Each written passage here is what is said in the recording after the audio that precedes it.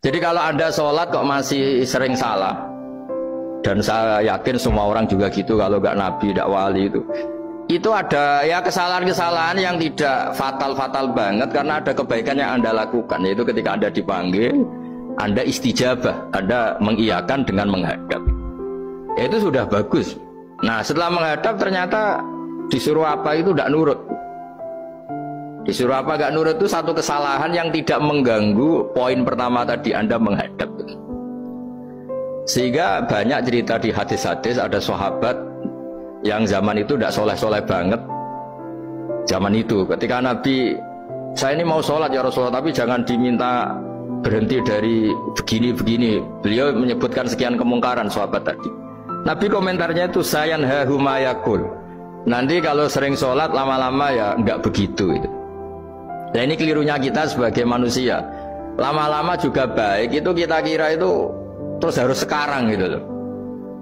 Nah itu keliru, harus sekarang itu keliru. Bisa saja kita ini setiap sholat pasti sudah ditulis Allah nanti itu mati baik. Lala nanti habis asar sebelum kita maksiat sudah mati, habis sisa sebelum kita maksiat lagi sudah mati. Jadi barokahnya sholat itu ada waktu yang potensi ya, potensi sholat itu akhir kenangan kita, sholat itu identitas kita, sholat itu status kita.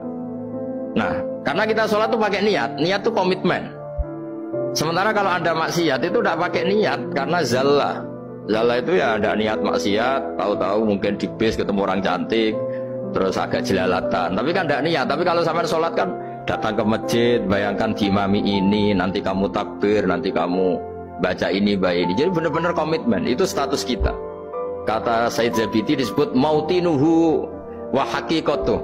Baiknya umat Islam itu kalau taat itu mautinu, itu alamat resminya, itu statusnya, kata Said Zabidi. Tapi kalau dia maksiat itu zallah, zallah itu kepleset. Jadi tidak pernah jadi status kita. Semoga semua maksiat kita ini tidak status tapi zallah. Tapi ketika taat itu status hakikat kita. Maka fal'ubudiyah ya haqiqatuh wa mautinuhu wa dzatuh. Ini kata Said Abdul Az-Zabidi pengarang Ithal. Orang Islam itu orang yang ketika ibadah itu identitasnya. Betul, ketika ibadah itu Allahu Akbar, dia berharap rahmatnya Allah gini-gini.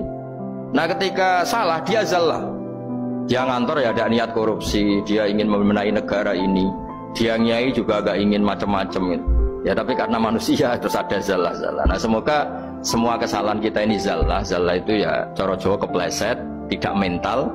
Dan semua kebaikan kita ini mental, yaitu kebaikan yang jadi tempat kita, identitas kita, haqiqatuh wa mautinuh wa dzatuh. Tapi jangan pernah berpikir kalau apa artinya sholat kalau kita masih melakukan kemungkaran, itu salah besar.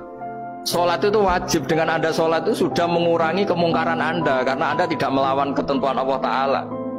Kayak kita orang Indonesia, meskipun kita koruptor, mau jadi KTP Indonesia sudah bagus, kita mau jadi warga Indonesia. Meskipun setelah itu kita korupsi dan salah, tapi lumayan jadi mau jadi warga apa?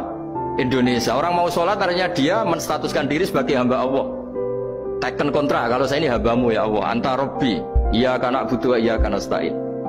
Soal salah ya salah aja, yang sama, kita tetap warga Indonesia meskipun kita salah, meskipun kita koruptor, meskipun kita salah, tetap aja warga Indonesia yang berhak mendapat jatah makan meskipun di penjara, meskipun apa. Sama, kita ini hamba Allah yang mengakui kalau Allah itu Tuhan, kita hamba.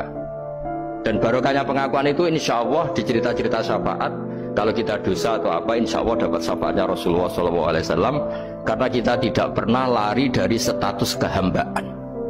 Ini yang harus dipegang, makanya status kehambaan ini nggak boleh hilang. Kita harus sering bilang Robbi, Robbi, Tuhanku yang merawat aku, yang memberi aku. Dengan demikian kita menjaga status kehambaan kita. Dan status hamba ini yang menjadikan orang layak masuk surga, yaitu fadkhuli fi ibadi, kamu harus resmi menjadi hambaku, baru ada perintah wadkhuli jannati. Kalau menjadi hamba aja nggak mau, kita punya keangkuhan, punya keinginan yang mulu-mulu, sehingga seakan-akan kita ini Tuhan, nah itu tidak menghamba. Kita harus fadkhuli fi ibadi, baru wadkhuli jannati. Saya kira demikian, semoga ini manfaat.